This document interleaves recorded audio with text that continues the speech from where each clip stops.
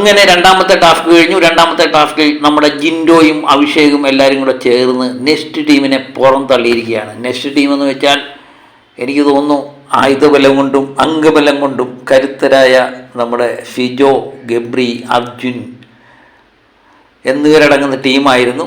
അവർ മികച്ച പ്രകടനം കാഴ്ചവെക്കുമെന്ന് പ്രതീക്ഷിച്ചെങ്കിലും മറ്റവരുടെ ബുദ്ധിക്ക് മുമ്പിൽ അവർ ബോംബെ പരാജയപ്പെട്ടിരിക്കുകയാണ്.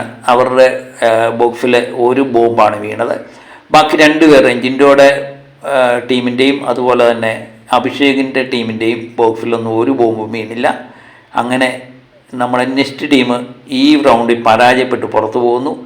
കഴിഞ്ഞ പ്രാവശ്യത്തെ പവർ ടീമാണ് പുറത്തായത്. ഈ പ്രാവശ്യം നെക്സ്റ്റ് ടീമാണ്. അങ്ങനെ ഫൈനൽ എന്ന് പറയാവുന്ന മത്സരത്തിൽ ജിൻഡോയുടെ ടീമും അഭിഷേകിൻ്റെ ടീമും തമ്മിലാണ് ഏറ്റുമുട്ടേണ്ടി വരുന്നത്. എനിക്ക് തോന്നുന്നു ഇത് അഭിഷേകിൻ്റെ ടീം ജയിക്കാൻ ഒന്നാം സ്ഥാനത്ത് കിട്ടിയാലും രണ്ടാം സ്ഥാനം കിട്ടിയാലും ക്യാപ്റ്റൻസി മത്സരത്തിൽ അഭിഷേകിൻ്റെ ടീമിലെ ഒരംഗമായിരിക്കും ക്യാപ്റ്റൻ ആകാനുള്ള സാധ്യതയുള്ളത്. കാരണം കഴിഞ്ഞ ദിവസത്തെ മത്സരവും അവർ തന്നെയാണ് ജയിച്ചത്. അങ്ങനെ അഭിഷേകിൻ്റെ ടീം തന്നെയായിരിക്കും പവർ ടീമിനെ നിശ്ചയിക്കുന്നത്. അതുതന്നെയാണ് നമുക്ക് കാണാൻ കഴിഞ്ഞത്. കഴിഞ്ഞ ദിവസത്തെ മത്സരത്തിൽ ഒരു പോയിന്റും കിട്ടാത്ത ഡെൻജിയം ഒരു പക്ഷേ ജിൻഡോയുടെ ടീം ഒരു പക്ഷേ ഈ മത്സരത്തിൽ ജയിച്ചാൽ പോലും അവർക്ക് ഒന്നാം സ്ഥാനത്ത് എത്തുക വലിയ പ്രയാസമായിരിക്കും.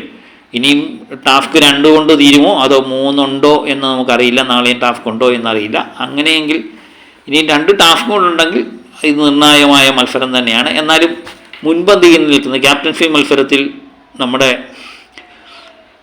തമിഴ് ടീമിലെ അഭിഷേകിൻ്റെയും നമ്മുടെ മുടിയൻ്റെയൊക്കെ ടീമിൽ നിന്ന് ഒരാളായിരിക്കാം ഒരുപക്ഷെ ക്യാപ്റ്റനാകുന്നത്. അവർ തന്നെയായിരിക്കാം പവർ ടീമിനെ നിശ്ചയിക്കുകയും ചെയ്യുന്നത്. ഏതായാലും എല്ലാം നമുക്ക് കാത്തിരുന്ന് കാണാം.